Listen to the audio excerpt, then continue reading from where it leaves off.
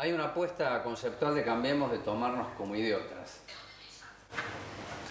Porque en menos de una semana pasamos a este escenario tan particular de no le pagamos nosotros a las empresas de gas, sino el gobierno, como si el gobierno estuviese desprendido de nosotros.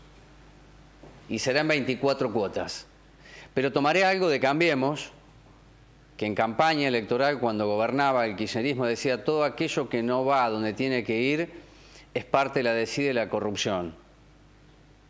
Si en lugar de pagarle a las empresas, lo que las empresas están reclamando por una mala praxis de Marcos Peña y compañía, se destinara a las escuelas, tal vez lo de Cambiemos sería un cambio, tal vez.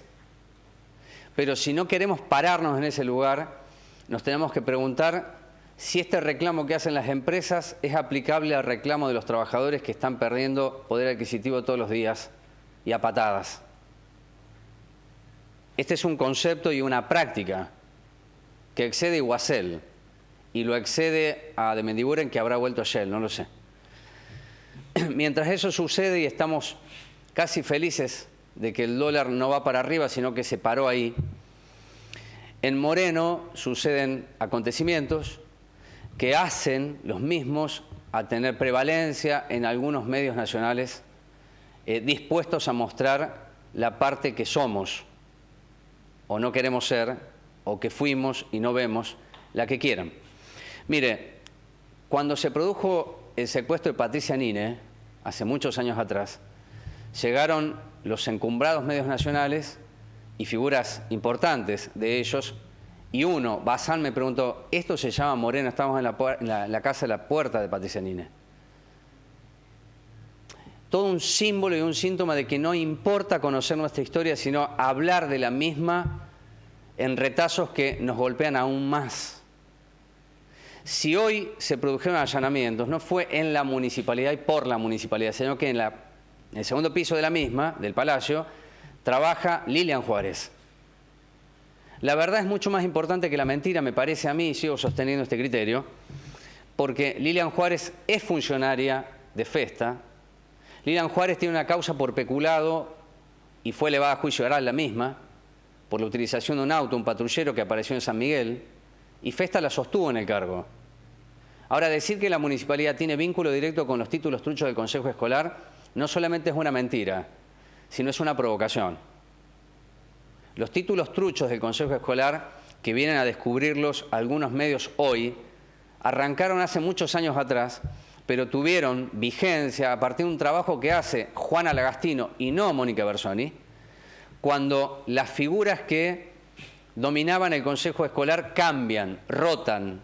Esto ya lo he explicado en infinidad de oportunidades. Al no haber conducción, Bersoni pasó del Frente para la Victoria al Frente Renovador y terminó en Cambiemos. Esa es una figura, es una pintura. Ahora, de títulos truchos, el que inicia esto fue Juana Lagastino cuando se crea la Comisión de Personal.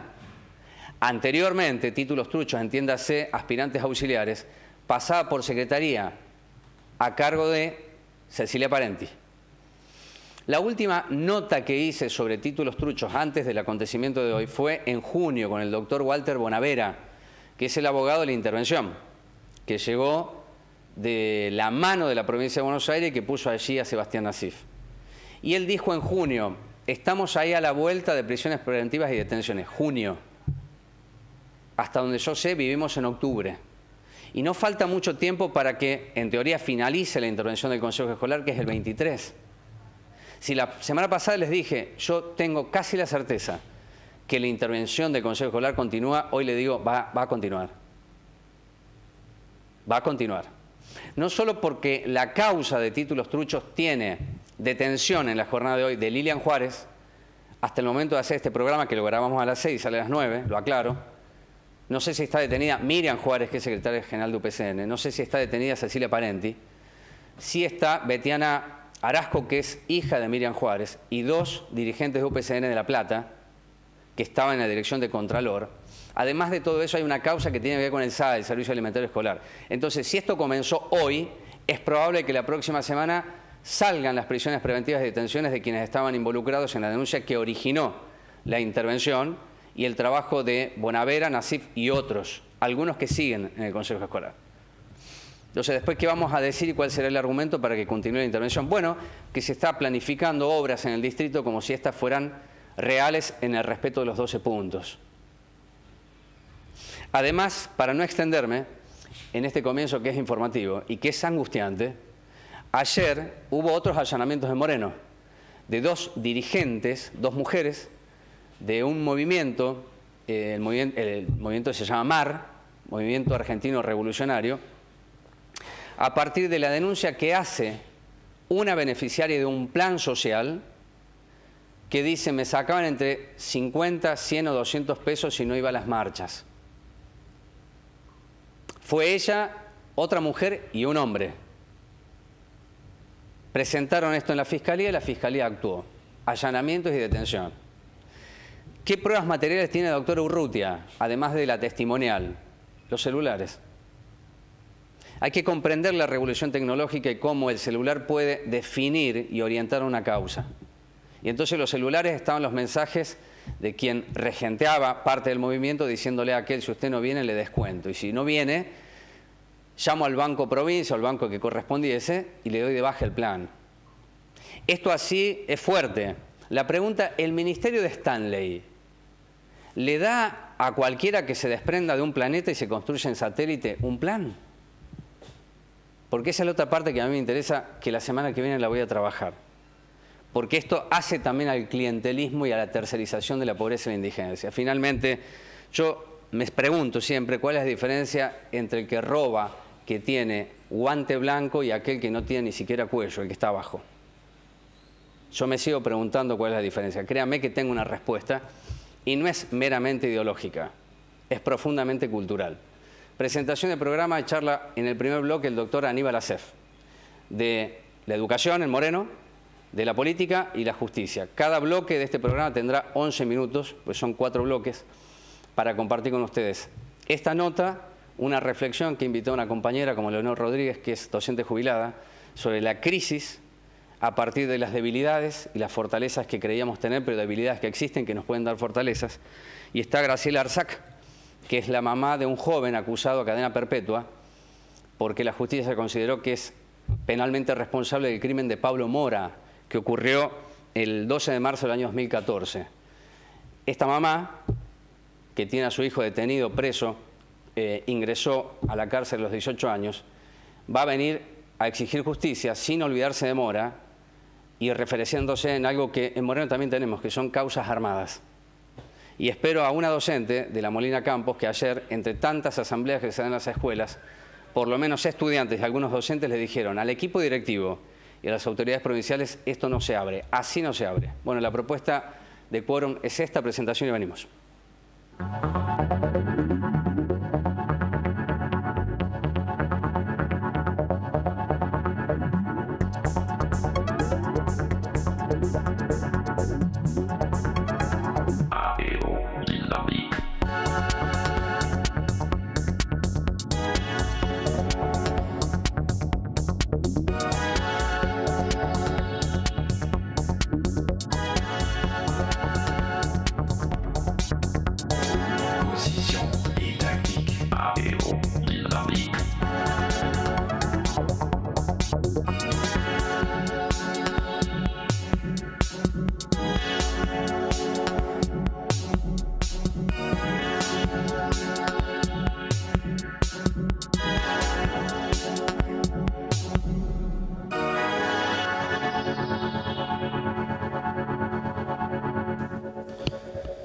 Bien, en el comienzo, no para romper el hielo, sino para mirar el Moreno siquiera al año que viene o a los próximos 5 años, le voy a hacer la pregunta al doctor Aníbal Acef, que es naturalmente un candidato en la elección del año 2019, por Cambiemos. Si usted, como dirigente político histórico, conocedor de Moreno, cree posible y viable que las escuelas puedan abrir asegurando gas cortado, electricidad y agua potable. Si eso referencia que las escuelas y la educación pueden tener la categoría de digna, habitable y segura. Es una pregunta simple. Si usted... no entiendo a qué te referís. No. Si las escuelas están en condiciones de abrir. Sí, las escuelas pueden abrir garantizando en algunos casos que el gas está cortado, después se hará un plan de obras, la electricidad más o menos en condiciones y agua potable. Entiendo. Y usted como aspirante a la intendencia, además, por eso. Vamos a ver los temas, son varios temas.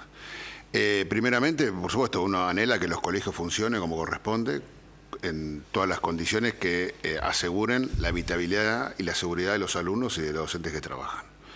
En algunos casos los colegios pueden funcionar. Yo conozco colegios que durante 3, 4 años no tuvieron gas y los directores igual dieron clases y buscaron paliar esa situación con otros medios, siempre y cuando asegurando, como te dije al principio, de que haya seguridad para los alumnos y los docentes.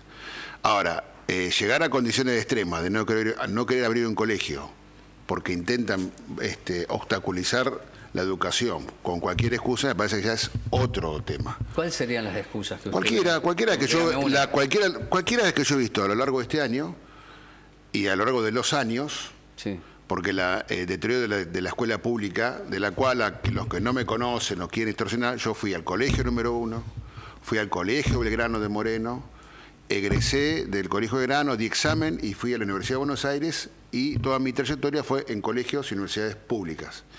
Y los colegios, en unos casos estaban en buenas condiciones y en otros no estaban en las condiciones que vos describís. Pero igual se daba clase y los docentes nos cuidaban, tanto en el primario como en el secundario, y teníamos aseguradas las condiciones, estoy diciendo, de habitabilidad, de seguridad para los chicos y los docentes. Y eso es lo que aspiramos. Ahora, si vos me decís que por el hecho acontecido en algunos colegios se puede dar clases, sí, hay colegios que están en condiciones de dar clases.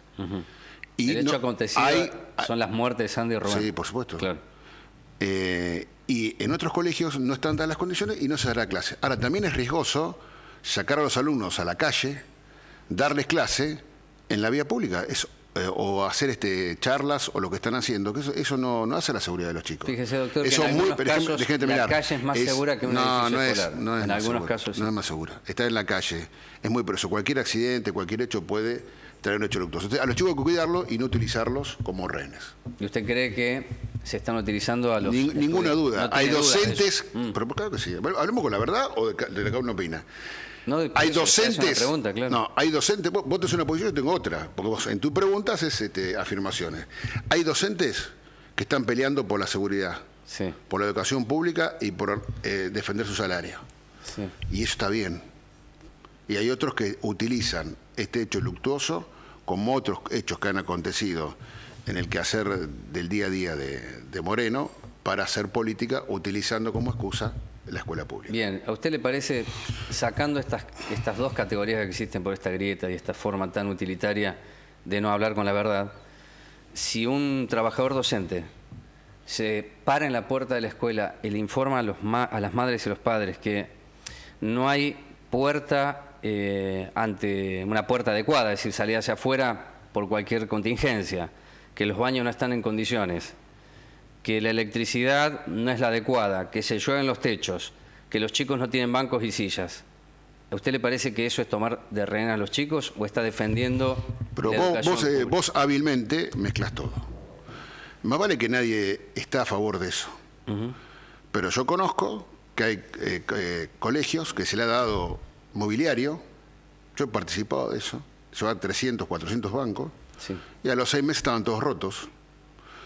De pintar un colegio, yo he participado también en eso, de donaciones, y a los pocos meses el colegio estaba totalmente deteriorado. De algún pícaro, docente o auxiliar, no sé, dejar las llaves abiertas de las canillas para que los pozos se derramen o se llenen, y no dar clases porque el pozo estaba lleno, o abrir las canillas o romper los colegios, o deteriorar las cañerías de gas poniéndole fugas ilegales. Y los chicos estaban... Está demostrado por lo largo de los informes. Agarra los informes, ya que te gusta investigar, sí, y verás que hay un montón de colegios, sí, que están en muy malas condiciones porque los docentes y los auxiliares no están a la altura de otros docentes y auxiliares de otros colegios. Es terrible lo que de Moreno. No, lo hemos dicho siempre, como lo hemos hablado. Hay colegios de Moreno que los docentes, los auxiliares, los alumnos lo cuidan. Y déjeme terminar. Sí, pero está diciendo que los docentes auxiliares pueden dejar una fuga. Sí, pero sí, es claro. Pero, ¿qué estoy diciendo? ¿Algo malo? Es terrible lo que me está diciendo. ¿Qué es terrible? No sé la verdad. Pero por eso está ¿O vos te pensás que no hay sabotaje en los colegios? No me consta. A mí sí me consta, porque lo hemos denunciado y se demostró a través de las cosas que pasaron. ¿Dónde se denunció, doctor? Buscalo y vas a encontrarlo, porque vos has escrito esas notas. No te hagas el distraído, No, porque pero has es que has una nota en escrito donde esas usted notas. ha dicho esto, no, nunca. Has escrito esas notas. Bueno, no importa. En referencia, y para no mezclar, yo defiendo a los docentes y auxiliares que trabajan determinadamente por la educación pública. Y también no estoy de acuerdo con aquellos que utilizan la educación pública como acto de sabotaje permanente para que no haya clases. Y esto es claro. Hasta acá lo que veo... La toma de los colegios para que los chicos no tengan clase es una barbaridad. Y el robo de comida... Hay toma de colegios. En Moreno no hay toma de colegios. No están entrando a los colegios. Estamos hablando en general. Sí. Y el robo de comida, que durante años lo han hecho personas denunciadas por los mismos docentes, bueno, eso se tiene que terminar. Sí, por eso estamos hablando de la seguridad y la habitabilidad. Y usted hablamos en general. Me lleva a hábilmente temas. vos, como siempre, mezclas todos los temas y no nos enfocamos en el tema central. Por eso, que el tema central es que los colegios es habitable y seguro con estas condiciones. No fue una cuestión de fue concreta. No, por Rubén, porque vos mezclas todo con habilidad. Los colegios deben estar en condiciones habitables. Bien. Como las calles están en condiciones habitables, como la sala de primero ciclo está en condiciones habitables, hay que tener respeto al ciudadano.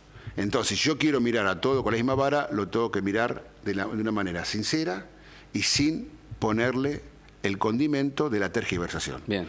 Moreno, lamentablemente, el distrito está abandonado, bien, anarquizado y hay una ausencia del Estado enorme. La inseguridad es un flagelo que hace años que ataca a Moreno. El abandono de los colegios, hace años que están abandonados los colegios. ¿Y en 3 años qué hizo Vidal? Espera, ahora vamos al tema si quieren, con mucho gusto. Acto sincero y parte. Sincero siempre hablo con sinceridad. Por eso, dígame Moreno, qué obras escolares y Moreno, en 3 años. El municipio ha recibido varios fondos. Uno, el tema del fondo educativo, con vos lo hemos hablado muchas veces, de 277 millones de pesos. Contra un consejo escolar que tiene 20 millones de pesos por año. Contra un municipio que ha recibido por este fondo educativo afectado solamente para la educación este año 190 millones de pesos. El año pasado 107 millones de pesos. Y el año 2016 88 millones de pesos. ¿Dónde fue ese dinero? No se invirtió en los colegios. Ese dinero se lo pagó el sostenimiento de una enorme maquinaria política. ¿Y qué dinero tergiversando, escúcheme, tergiversando, déjame terminar, sí. Tergiversando, yo estoy informando a la gente. Yo también. Bueno, tergiversando lo que había sido ese fondo. Lamentablemente, los colegios están mal por la diversa circunstancia que vos has relatado y que yo te estoy diciendo. La provincia le dio a los intendentes para hacer una ayuda, una construcción más rápida, más inmediata, que eso lo pidieron los mismos intendentes en las motivaciones del presupuesto del 2016. El gobierno de la provincia ha invertido dinero en diversas obras, de las cuales habría que hacer muchos más, pero estamos ante una carencia presupuestaria muy grande, en el cual se le dio el mayor dinero al municipio y no se pudo avanzar en las obras que vos bien decís, que son las del día a día, porque esas son obras del día a día. Un pozo, una canilla, un techo que se llueve y una pared electrificada son obras del día a día. No se puede dejar para eso existe la clara, no se está puede, mirando, déjame terminar. Existe el fondo compensador precisamente para eso. Está bien, pero el fondo compensador... Precisamente para eso. Claro, Rubén, es de 1.700.000 pesos por mes. Por eso, entonces, vamos al punto, es que es poco para hacer el mantenimiento. Rubén. Estoy siguiendo su planteo. Está bien, Rubén, pero vos sabés muy bien que cuando se hizo cargo de la vocación, ese fondo compensador no había sido utilizado en arreglo de los colegios. Había 14 millones de pesos que no sabía por qué los consejeros... 14. Los consejeros anteriores no hubieran utilizado ese dinero para arreglar los colegios. Yo no puedo decir que lo que está diciendo el doctor Acef no es cierto porque estaba, y además lo admitía Galia en el Consejo Escolar. Lo que estoy diciendo y no hábilmente es que ese fondo compensador es insuficiente para el mantenimiento de escuelas que están destruidas. Entonces, no es un eje diferente, es anexo al primero. Había 14 millones de pesos que no fueron utilizados, que no se los utilizó para el arreglo de los colegios. Por supuesto que es insuficiente. Lo que yo te quiero decir es que los fondos escasos o no escasos no había. Y en el SAE, que había 300 millones de pesos anuales, sí lo utilizaron, pero para robar. Porque se robaban, por eso los consejeros fueron procesados, entre 3 y 5 millones de pesos por mes de alimentos que son para los alumnos de los colegios y se los llevaban a los bolsillos. De ahí viene la intervención del Consejo, como lo hemos hablado muchas veces, el Tribunal de Cuentas lo dice en los diversos informes, Sí. y después la vocación en las denuncias, por eso fueron procesados Almada, Parenti y Bersone y otros consejeros también denunciados, y las empresas por la figura de cohecho y defraudación al Estado.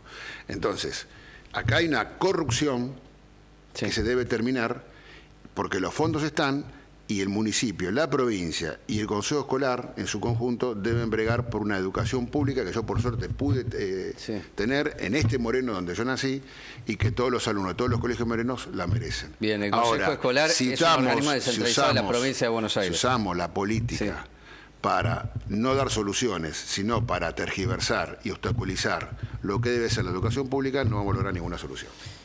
¿Usted me puede decir que la gestión Vidal en 3 años invirtió en educación? Ha invertido mucho en educación. ¿Invirtió en educación? Es insuficiente, y lo que hace falta en general, y en Moreno mucho más. Lejos de ser una chicana, se le dio a usted como hombre, cambiemos además, un hombre de Moreno que lo conoce Moreno. Yo lo voy a pero contar, con vos lo estuvimos hablando estos días. una escuela que haya construido Vidal, una escuela en 3 años, Rubén, una escuela nueva. Espere, Rubén.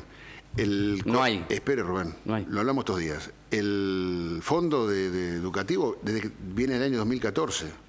Y yo no vi ningún colegio arreglado como corresponde cuando, por el Fondo Sojero, se le dio dinero a los intendentes para la construcción o arreglo de los colegios.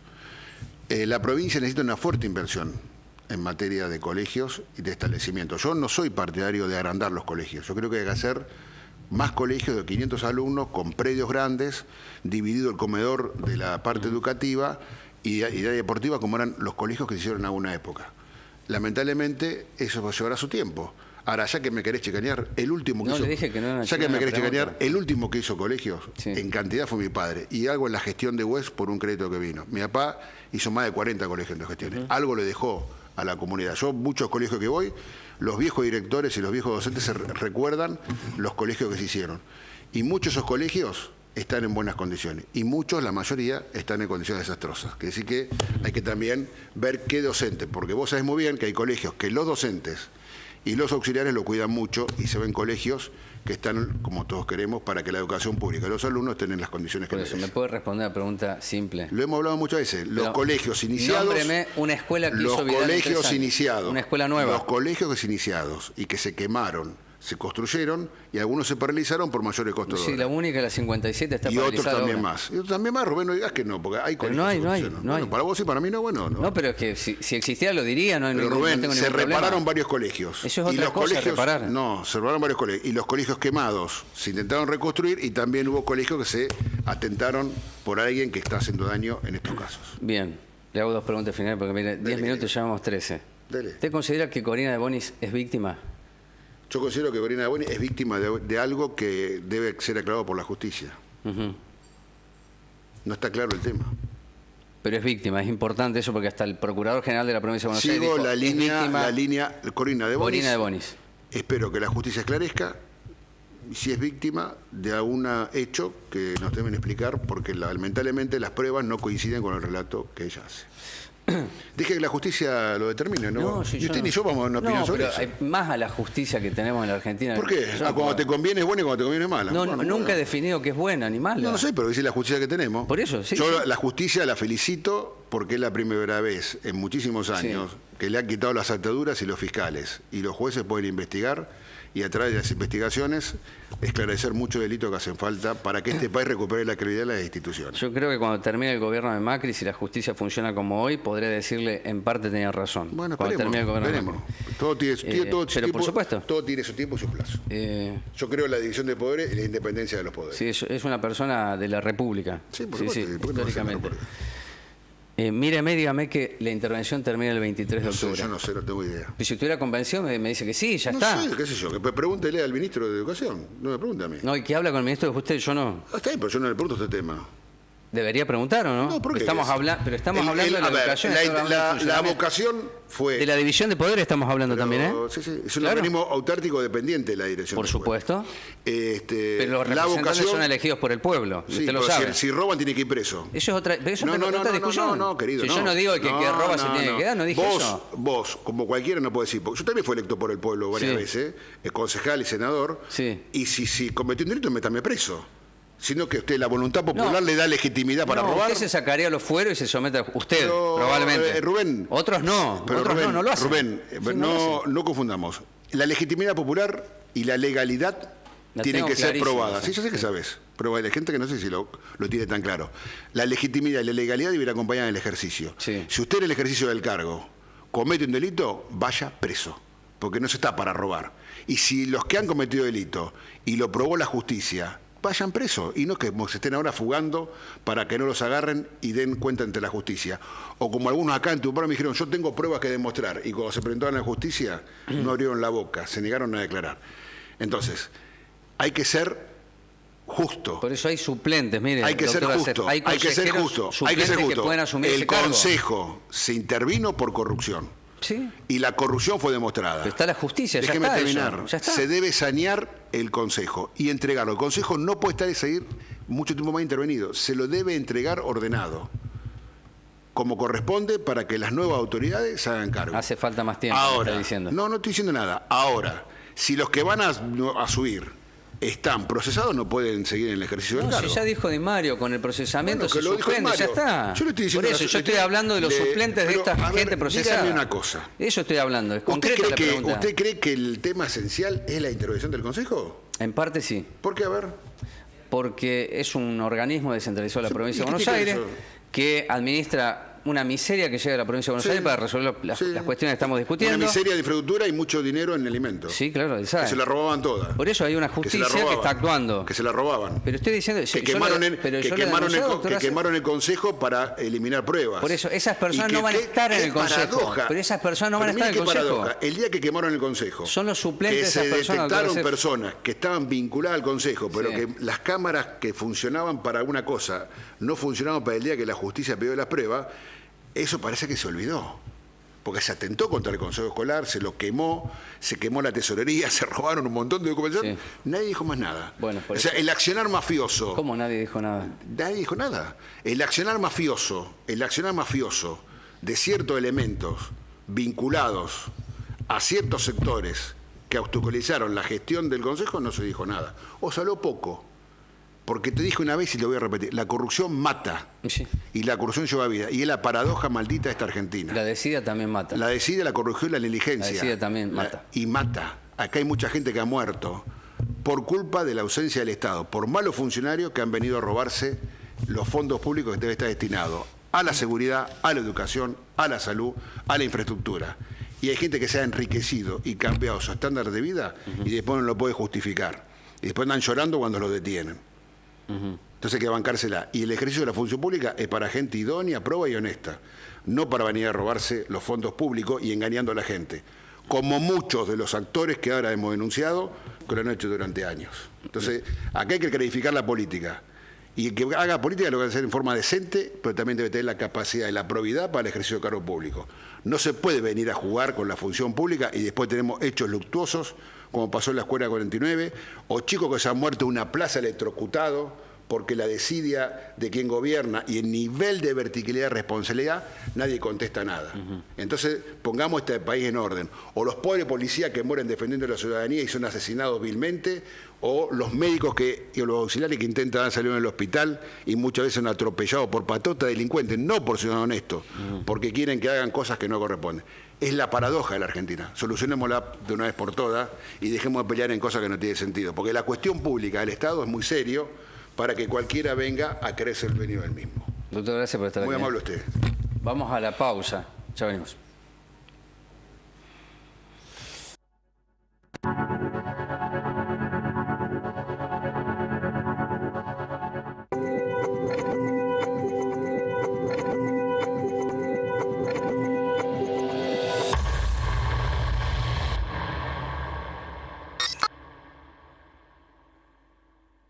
Я твой работник.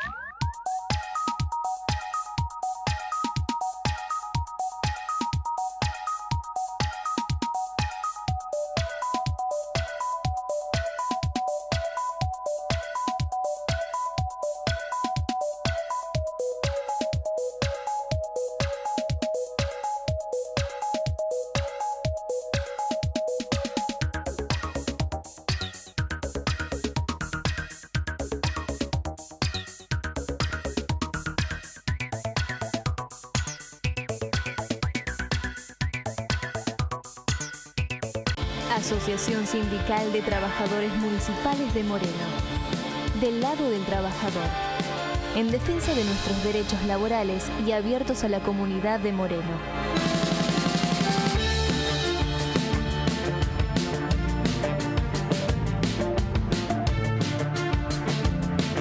Alcorta 2668. Visite nuestro sitio web www.astmm.com.ar. Marcelo Espíndola, Secretario General.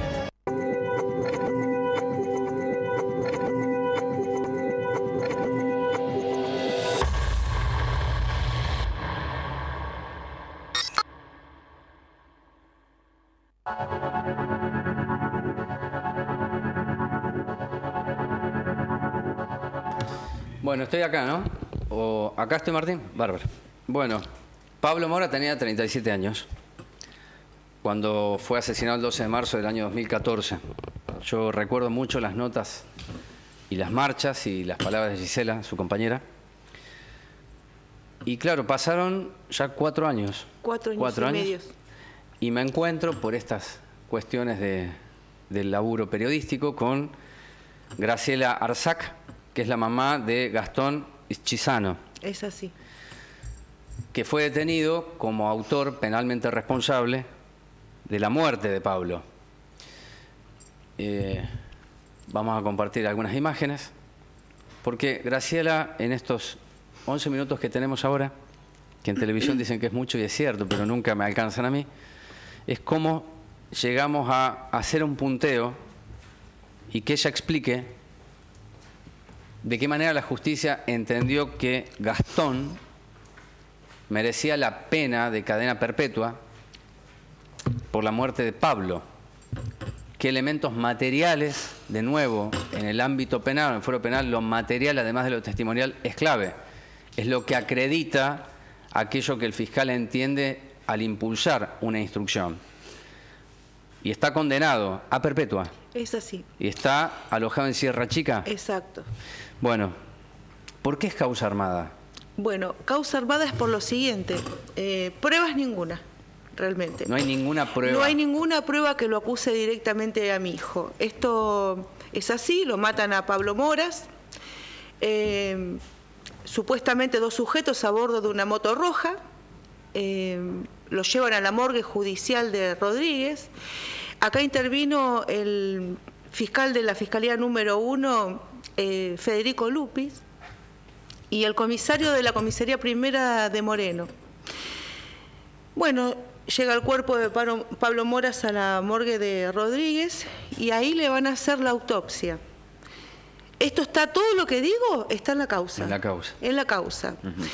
El médico forense, que es el teniente de la policía, no estamos hablando de cualquiera, es el teniente de la policía, Ponce de León, recibe 2 fax de la Fiscalía donde le pide que haga hincapié y que la autopsia sea minuciosa, porque la persona que está ahí es Pablo Moras, que es una persona conocida porque trabaja en un programa de televisión Carburando. Era camarógrafo. Exacto. Entonces le pide eso, puntualmente, que la autopsia sea minuciosa. Bueno, hacen la autopsia, surge de que el proyectil que mata a Pablo Moras es un proyectil de color oro, proveniente de un arma calibre 22, de que Pablo Moras mide entre 1,70 m y 1,74 m. Aquí hay un testigo, una sola mujer testigo, que estuvo el día que mataron a Pablo Moras, donde dice que en el forcejeo, Pablo Moras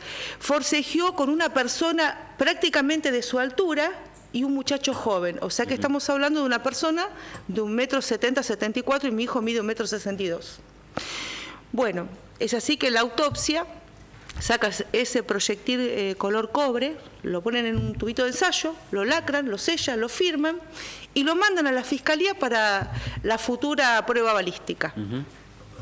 En ese interín, bueno, nosotros tenemos de abogado defensor el doctor Fiscalini. Posteriormente contratamos al estudio jurídico del doctor Burlando. Entonces, en ese proceso, entre la la autopsia Sí. y el día que se hace la prueba balística, que fue el 8 de abril, la causa sigue avanzando y nosotros pedimos el ADN de la bala, que fue sustraída. Decime, ¿en qué fecha detienen a A Gastón lo detienen el 23 de marzo. 23 de marzo. Exacto. Ahora voy a contar cómo llegan a mi casa. Sí, Bueno, 11 días después. 11 días después, pero quiero terminar con A ver, para que sí. se entienda. Sí. Bueno, entonces en el tubito de ensayo va la bala extraída de Pablo Moras, que es una bala de color cobre, que está en la causa. Vamos a la prueba balística, que se hace el 8 de abril del 2014, Sí. donde contratamos un perito de parte. Anterior a la prueba, 3 veces nos negó Federico Lupi el ADN de la bala. El ADN de la bala es comprobar que esa bala era la que mató a Pablo Moras. Lo negó. Bueno, nosotros contratamos al perito, el doctor de Curtis. Traen un revólver a la pericia, que era un revólver calibre 22, marca Pasper, que supuestamente la policía lo llevó de mi casa. En mi casa no hay revólveres. Nunca vi un arma en mi casa. Traen el tubo de ensayo, que era el que teóricamente había mandado el médico forense, el teniente de la policía Ponce de León. Ponce de León. Y en el tubito de ensayo se comprueba, porque surge de la pericia, está violado. No está lacrado. No estaba lacrado, estaba. No. Sí. Entonces no estaba esa bala dorada, había una bala plateada. Entonces, ¿qué peritaron? No peritaron la bala que mató a Moras, peritaron una bala que coincidía con el arma. ¿Y esa arma en dónde estaba, en teoría? Dicen que estaba debajo de un colchón en mi casa, cuando era imposible que puedan encontrar algo en mi casa. Primero, porque no hay armas. Segundo, porque tuvimos la desgracia que mi casa se prendió fuego, casi prácticamente en la fecha de que había matado a Pablo Moras. Estaba inhabitable. Esto dicen que lo encuentran en la parte alta, cuando ahí fuimos casi 10 o 15 personas a poder limpiar y sacar todo lo quemado. O sea, ¿en dónde encontraron un arma? Si no había nada arriba, porque la casa se prendió fuego. El 23 de marzo, cuando ellos vinieron, lo recuerdo perfectamente porque fue un feriado y casualmente era el cumpleaños de mi mamá, estaba inhabitable la casa. No había sábanas, no había cortinas, no había colchones, no había nada el día del allanamiento. Porque una semana para atrás sacamos todo, porque se había prendido fuego. Graciela, ¿cómo llegan a su A hijo? mi casa llegan. Es decir, ¿cómo ¿Cómo ubican en a la Gastón, escena cómo le a implican su a hijo? Gastón en Sí. esto? Bueno, porque teóricamente un llamado al 911, un llamado que nunca se comprobó porque en instancia de juicio pedimos todas las grabaciones del llamado 911 y no existe. El comisario de la Primera de Moreno manda a un oficial, un tal Jiménez, a que haga trabajos de inteligencia porque recibió un llamado anónimo de que la persona que habría matado a Pablo Moras se encontraba en la calle La Nación, diario La Nación. Bien las entrecalles no las recuerdo en este momento. Bueno, De Francisco Álvarez. ¿eso? esto es en La Reja. Ah, en La Reja. A 10 cuadras de mi casa, más o Ajá. menos. Bueno, este policía se dirige no a la calle Diario La Nación como le indicó el comisario. Por motos propios se va a Diario La Prensa. De hecho, la familia que vive en la calle Diario La Prensa los llevaron a todos detenidos, a todos. A los empujones, a los golpes, ellos desconocen de la causa, no conocen a nadie. Bueno, este policía, Jiménez, Sí. según lo que declara en la causa, empieza a hacer trabajo de inteligencia en el lugar y se encuentra con 2 fulanos, donde le dicen, yo sé la verdad, yo sé quién mató a Pablo Mora, lo mató un tal Gastón. Este tal Jiménez, como fuerza pública, no tomó a estos 2 personas como testigos, los dejó ir. O sea, supuestamente él dice que un fulano le dijo de que fue tal persona el que mató a Moras, pero no hay forma de acreditarlo, porque esos 2 NN no existen, porque si existieran, los hubiera incorporado a la causa. O sea, hoy estamos porque un policía dijo que alguien le contó que el que mató fue. Y eso fue suficiente para que el tribunal número 3 de Mercedes condenara a mi hijo. más el arma y esto que me está diciendo de la bala. Claro. ¿Son esos elementos lo que se tuvo No, para...? No. Lo único que... él no hay nada que implique a Gastón. Lo único es el arma que dicen que sacaron de mi casa Sí. y que la hacen coincidir con esa bala que justamente el fiscal Lupi está de acuerdo en cambiar la bala, porque él hizo que cambien la bala. ¿Quién la va a cambiar? Si el tubo de ensayo fue la fiscalía del doctor Lupi, ¿quién pudo haber permitido cambiar la bala? ¿No fue declarar Ponce de León? Fue a declarar el doctor Ponce de León. Que es el Exacto. teniente que el hizo teniente de la policía. ¿Y La sabe pericia lo que hicieron? balística ese de bala de color cobre que me dice Exacto, usted. Sí. que es el médico, el eviscerador que hizo la autopsia. Casi lo condenan por falso testimonio. O sea, el fiscal no le creyó al teniente de la policía, que son ellos quienes asignaron que hagan la autopsia. Casi termina en falso testimonio. El día que se produce este hecho, que seguramente, y me lo dijo charlando por teléfono, Sí. usted pide justicia por Pablo, al igual que por Sí, Gastón. yo ¿no? Me parece que... pido justicia Además, por Pablo no está, Moras, claro. por la familia de Pablo Moras, que se aclare esto. Pero también pido justicia por mi hijo. Que por Pablo Moras caiga quien verdaderamente lo mató. Claro. Porque si hoy la familia de Pablo Moras está, como quien dice, bueno, un poquito más contenta porque hay alguien que está pagando la muerte, no está el que lo mató pagando la muerte de Pablo Moras. Está mi hijo que es inocente.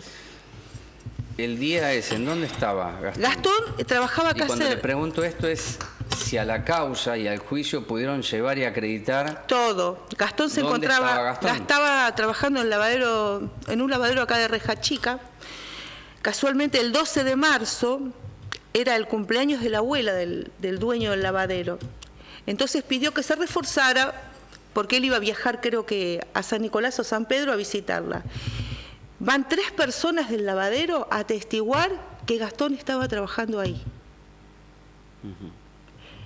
Esto sucedió el 12 de marzo, creo que a las 4:30 de la tarde, y Gastón estaba en el lavadero. Fueron a declarar. Y también los quisieron procesar por falso testimonio. O sea, hicieron caso, o sea, no nos escucharon, no escucharon lo que Gastón dijo, ni siquiera lo que dijeron los abogados ni los testigos. Es decir, lo que me está planteando es que nunca les permitieron hacer una defensa. Fue todo un ataque para sostener esta causa armada por Lupi, eso me está diciendo. Exacto. Sí, ellos escucharon la defensa, pero cada cosa que hacíamos, Sí, no, falso pero testimonio. si es la Cada amenaza cosa que de que voy a hacer hacíamos, falso 3 años le testimonio. pueden dar. Todo falso testimonio. Pero sí se agarraron de lo que le estoy comentando, de ese policía que dijo que un fulano llamó, que alguien le dijo que lo mató fulano. ¿Y la moto? Bueno, aquí... Porque lo que sí es ahí que está. dos personas en una moto roja y que interceptan a Pablo. Gastón tiene una moto roja. Resulta ser que en el mes de febrero Gastón se va de vacaciones con el padre. Cuando vuelven, ellos andaban en el tema de las picadas de las motos con un grupo más, ¿no es cierto? La policía los corría para que no molesten con las motos porque se juntaban los encuentros en Plaza Buján, en Colectora, en todos lados. Bueno, cuando vuelve de vacaciones Gastón se cae de la moto y le raya el tanque de la moto, entonces la manda a plotear en color azul. Eso fue el 7 de marzo, o sea, una semana anterior antes que maten a Pablo Moras. Llevamos el certificado de ploteo que tenía garantía para demostrar que Gastón, el día que mataron a Pablo Moras, tenía la moto color azul. Y el que mató a Pablo Moras tenía una moto color roja. En la causa tratan de determinar que la moto en que se desplazaban las personas que mataron a Pablo era... Es roja. Pero, ¿es la moto de Gastón? ¿Lo sostuvieron o dijeron que es roja? Lo siguen sosteniendo. Sostuvieron que era la moto de Gastón. Exacto. O sea, no les importó ni siquiera el dueño de Calco 1, que es una persona muy conocida que se dedica a los plotters acá en Moreno. Es más, el fiscal pidió en el juicio que se lo procese, que se lo investigue al dueño de Calco 1 a ver si tenía todos los aportes correspondientes. Fuimos por una cosa y terminamos yéndonos por otra. Todo así sucedió en la causa, pero acá no termina esto. El fiscal Federico Lupi no le alcanzó con lo que le hizo a mi hijo, que en el transcurso de la causa, ¿él qué hizo? A ver, ¿qué sucedió junto con lo de Pablo Moras? Aparece en ese mismo mes un chico llamado Ezequiel Rodríguez que denuncia que en Álvarez le roban la moto. ¿verdad? 2 personas con esos casco cruz que no se le puede ver la cara. Va a hacer la denuncia en la comisaría Cesta de Álvarez y dice esto que estoy diciendo claramente: me robaron la moto, no pude ver quién era porque tenían casco esos gros. Esto está en la causa escrito. Sí. Me dispararon para robármela, me la llevaron y se fueron. 10 meses después de esta denuncia de estos 2 chicos, ¡oh, qué casualidad! El doctor Lupi llama a este tal Ezequiel Rodríguez y en la fiscalía de él se acordó todo. Reconoció que fue mi hijo. O sea, ¿cómo? Si el día que denunció en la comisaría Cesta de Álvarez no pudo identificar a nadie porque tenían motocross, ¿cómo puede ser que 10 meses después en la fiscalía del doctor Lupis el chico pudo ver todo? ¿Y este chico Ezequiel qué dice? ¿Que tenía una moto color roja? No, Ezequiel dice que Gastón le robó con una moto. Una moto. Que fue Gastón que le robó. 10 meses después se acuerda en la fiscalía del doctor Lupe. ¿Qué quiere decir? No le alcanzó con esto, que para reforzarlo le metió un robo de una moto. ¿Para qué? Para que el modus operandi sea el mismo. Tanto el robo de la moto como el que mataron a Pablo Mora.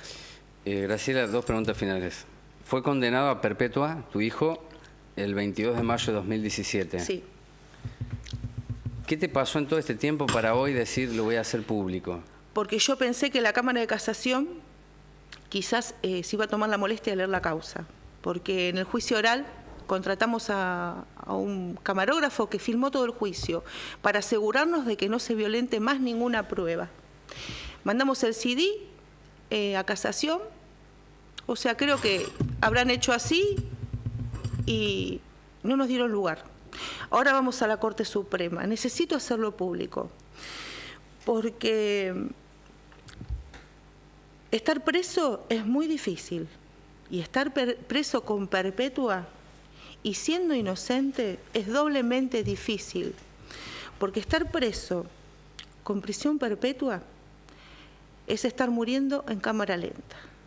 Y yo no quiero esto para mi hijo, porque mi hijo es inocente. Mi hijo es algo que inventó Lupi, porque en estos 5 años me dediqué a buscar causas armadas y encontré 5 de las que pude encontrar. Y este es el modus operandi de Lupi, es decir, caso cerrado y él sigue escalonando. ¿Para qué? Para ser futuramente juez. ¿A costa de qué? De engarronar a pibes. Gracias por estar aquí. Yo te agradezco mucho y vamos a subir esta nota en la página, después te voy a avisar cuando esté subida. Porque el pedido tuyo es de justicia justa. Sí. Por Pablo, que no está, y por Gastón, que por lo que vos contás fue no solamente armada la causa, sino alejar por completo la idea de justicia. En tu descripción, en las pruebas materiales que existieron, en lo que ustedes llevaron, no fue tenido en cuenta nunca. No. Así que fue condenado antes del juicio. Exacto. Gastón. Gracias por estar aquí. No, gracias ha sido muy a usted. amable. Vamos a la pausa y viene Leonor Rodríguez a charlar con nosotros.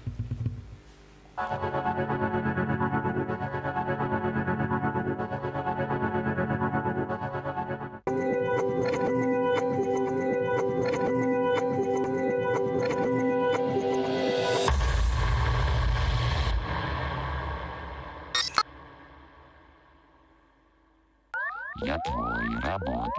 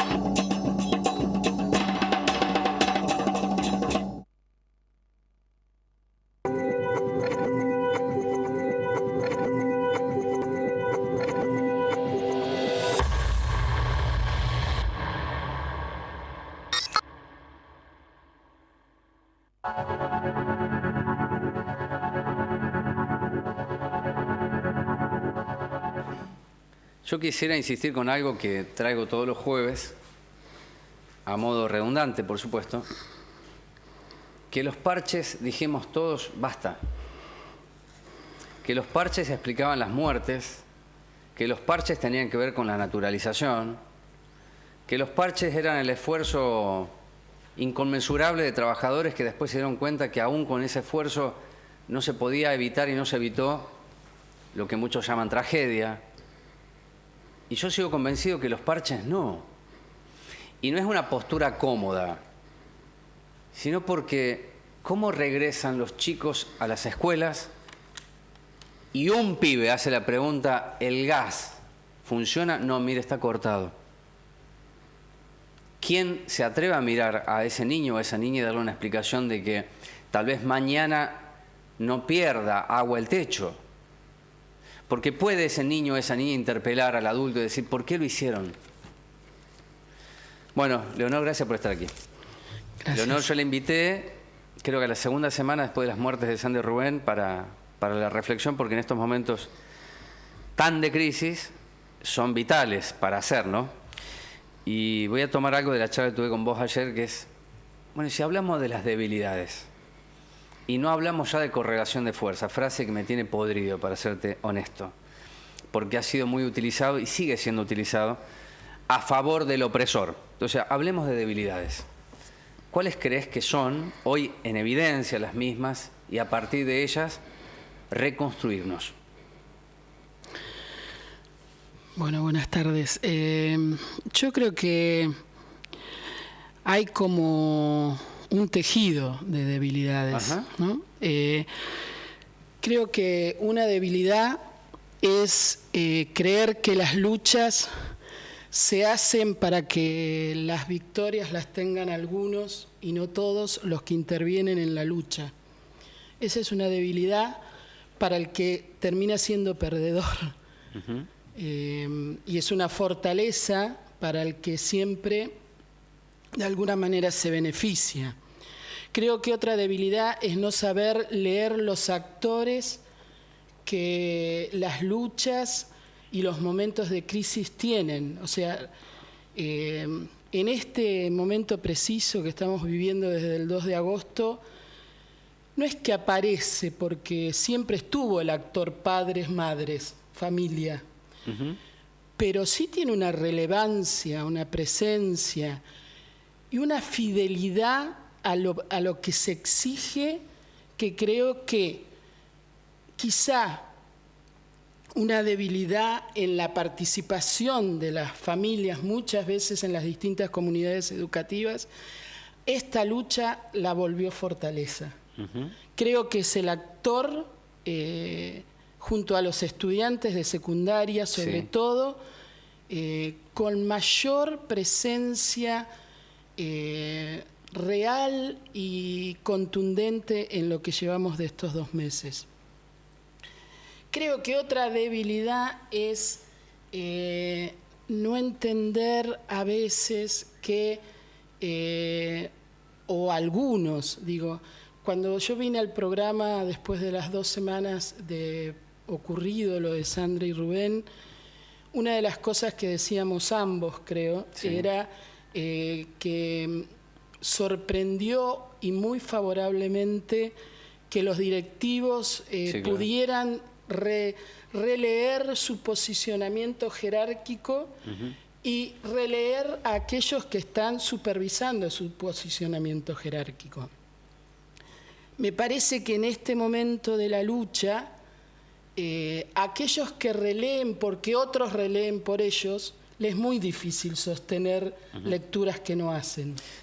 Esa es una debilidad. O sea, aquellos directores que muchas veces no por decisión propia, no estoy poniéndome en contra de quienes han sido mis compañeros hasta el 31 de agosto del 2017, pero creo que algunos las presiones los transforman, uh-huh, o le generan que esa debilidad que en el conjunto parece que se vuelve fortaleza se sostenga como debilidad.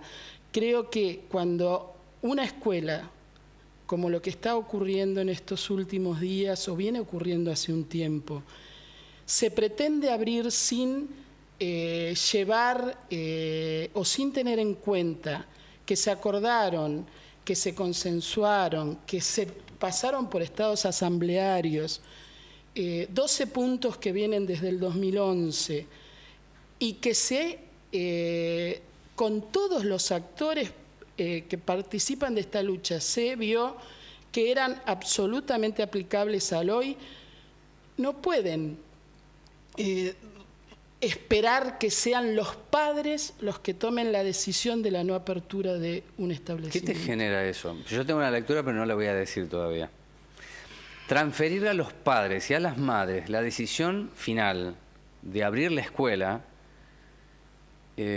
a mí me genera una tremenda preocupación en esto de cómo en la debilidad otros se fortalecen.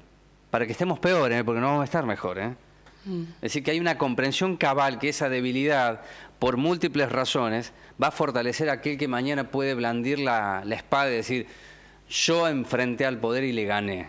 Pero las escuelas están igual o peor que antes de las muertes de Sandro Rubén. Igual o peor. Entonces, me gustaría escuchar de vos, ¿qué te pasa con eso?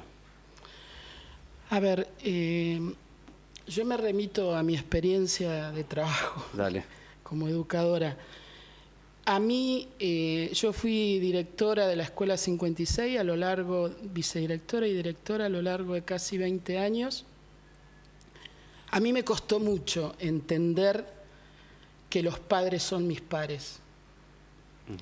Me costó mucho entender que la autoridad es una construcción. Y me costó mucho entender que las puertas no son giratorias, que cuando se abren en serio. A mí me parece que esta lucha lo que hizo fue abrir la puerta en serio a que un actor tan fuerte como es la familia ingrese con autoridad a una institución e ingrese con poder a una institución.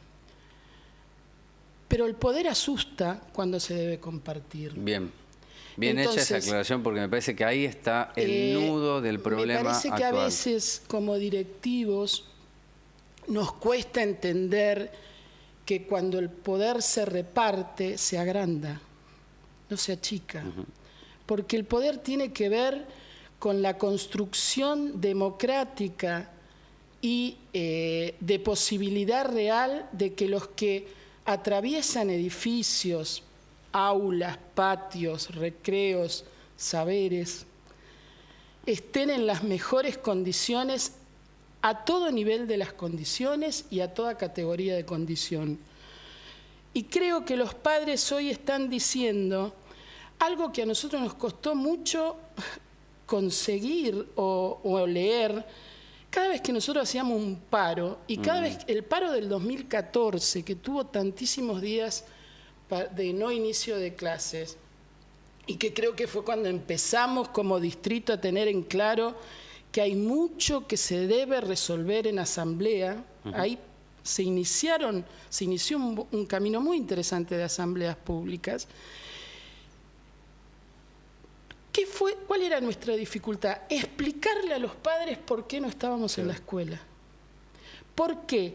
Porque los padres siempre leyeron en primera instancia, no es que no leían todo lo demás, pero el primer eco que les llegaba a su casa, a su esquina, al almacén y al portón de la escuela, era que los maestros estábamos solicitando un aumento de sueldo, que nuestra medida de fuerza tenía solamente vinculación con una reparación histórica que debe seguir haciéndose, pero que era personal o de un colectivo de trabajadores como somos los educadores. Ahora, acá los padres entendieron que lo que estamos pidiendo es seguridad para sus hijos. Entonces, ¿quién puede hacer que un padre retrotraiga una decisión que lo lleve a pensar que su hijo va a estar inseguro? Entonces me parece que es muy importante que nosotros tengamos en cuenta, primero, las instituciones no son territorios privados de ningún director. de ninguna comunidad en especial y de ninguna comisión en especial. Las instituciones son lugares públicos que deben tener miradas públicas. Claro. Y en lo público están los padres como casi un colirio en este momento, aclarando la mirada de otros. Yo te diría que dentro de este nudo que lo planteé, el segundo programa, luego de las muertes, que la crisis era jerárquica, yo creo que hoy se expresa mucho más claramente cuál es esa crisis jerárquica. Pero aún en la crisis hay una oportunidad. ¿Puede un director o un equipo docente hablarle sinceramente al padre y a la madre, decir, yo creo que la escuela tiene que abrir aún con el gas cortado? Y asumirse que va a tener del otro lado una respuesta que puede ser de consenso o puede decirle, no, no se abre, tienen que hacerlo. Es una propuesta, es hermosa, porque es para mejor comunidad, mejor escuela, mejor vivir, mejor lucha, no es menos. Ahora, si se para un director y les dice, hemos logrado, esa frase, hemos logrado esto, están imponiéndole algo a esa mamá y a ese papá que en el fondo dice, yo quiero que mi hijo vuelva a la escuela. Pero son madres y padres que han comprendido que la escuela puede matar. Y lo han hecho propio y está en sus cuerpos. Así que me temo que algunos se van a enfrentar con situaciones así, pero una propuesta de este lugar que están distantes, vayan a la misma porque es grandiosa. Es vernos de igual a igual porque murieron 2 personas. Si no, no estaríamos haciendo este programa o estaríamos hablando contigo de, ¿te arreglaron el pozo? ¿Se sigue cayendo agua del techo? Estaríamos hablando de eso. Ya no podemos hablar de eso, Leonor. No nos merecemos hablar de eso. O decir, por ahí en diciembre hacen la obra de electricidad bien y no lo podemos permitir. Me angustia mucho que se permita, para ser honesto con la audiencia y contigo. A ver, a mí me tocó escuchar a quien estuvo en el primer bloque y me tocó escucharlo decir que las escuelas hace mucho tiempo que están en malas condiciones e igual se abrían para que funcione o para que se dé la cotidianidad que se debe dar. Acuerdo con eso. ¿Quién no va a estar de acuerdo? O sea, la escuela y lo que es la infraestructura escolar no explotó el 2 de agosto. Claro. Mató el 2 de agosto. Pero viene explotando hace mucho tiempo. Ahora, creo que hay cuestiones que son sísmicas para los sistemas. O sea, que muera alguien no puede ser igual a que tapes, en lugar de revocar una pared, le pongas un poquito de pintura, o en lugar de tener una silla en condiciones, la silla tenga 40 remaches en lugar de tener 4 como correspondía a cada pata que tiene. No es lo mismo. Él también dijo, y lo tomo, en todas las escuelas, o no sé si dijo todas, pero dijo en muchas escuelas, y dijo que había informes de eso, yo como trabajadora de la educación me gustaría poder leerlos, hay sabotajes. Es la misma palabra que usó Vidal en la primera expresión oral que hizo después de lo que pasó con Sandra y Rubén. Creo que es muy difícil sostener discursos que no se pueden corroborar en la realidad. Y si se corroboran, quienes sabotean deben estar presos. Digo, si hay sabotajes, deben estar presos. Él afirma que hay personas que en las escuelas roban la comida que llega para los niños y para el SAE. Deben estar presos, debe haber causas sobre eso.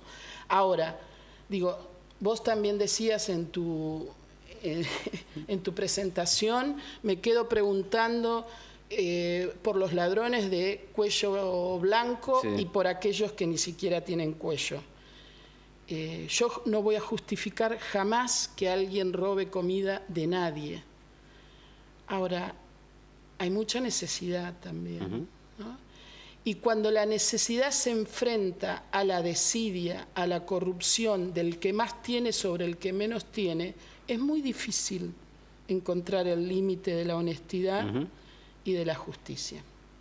Eso por un lado. Por el otro, vos me hacías una pregunta diciendo, ¿es justo que los directores se paren frente a los padres y le pidan que tomen decisiones? Creo que no es justo y creo que tiene que ver con los puentes comunicacionales que las autoridades de las escuelas generan con las comunidades. Una de las cosas que yo estuve viendo o haciéndome eco en estas 2 semanas fue cómo se cree que modificando el discurso se modifican realidades. O sea, nosotros pasamos de tener un comité de crisis a tener una comisión de seguimiento. Me lo anoté para tenerlo como claro. Pasamos de tener una vocadora a tener una representante de los consejos escolares a nivel provincial. Pasamos de tener escuelas en condiciones de sí o no habitabilidad a escuelas de asegurabilidad.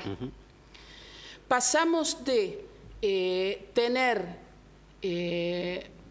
ollas a tener cuadernos. Claro. Entonces digo, tenemos que tener muy claro eso, porque digo, cuando uno modifica el discurso que ha sido, el discurso genera sujetos también. Claro. No es lo mismo un padre que se sabe parte de un comité de crisis que un padre que se sabe parte de una comisión de seguimiento a la cual ni siquiera lo invitan. Entonces, digo, esto tiene que ver con lo que decíamos de inicio, ¿no? A veces existen debilidades que las luchas que se supervisibilizan, como fue esta, las luchas que nos hacen pelearnos con nuestros propios egos, porque digo, todos tenemos egos. Claro.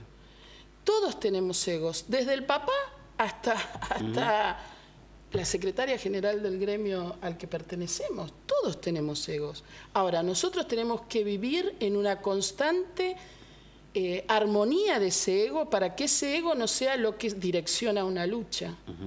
Yo no digo que esta lucha esté direccionada por egos, pero creo que por momentos pareciera fisurada por esos egos.